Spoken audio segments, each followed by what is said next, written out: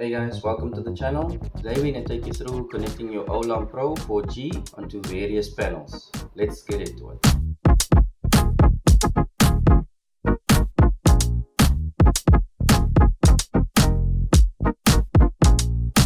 With the included cable, you get two ends.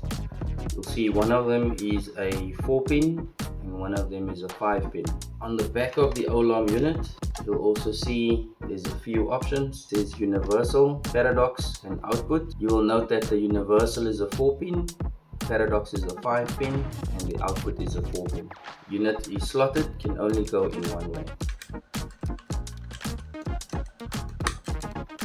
On the other side, on the 4-pin as well, it's slotted, so we'll be changing the master code from the default 1234 as the unit uses the master code to connect to the panel.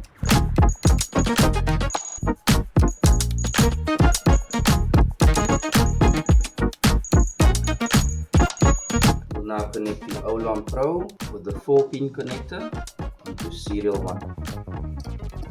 We'll follow along the LEDs. As you can see, the Olarm is booting up. Green light shows connecting to panel. We have a solid blue light, which means connected, all okay.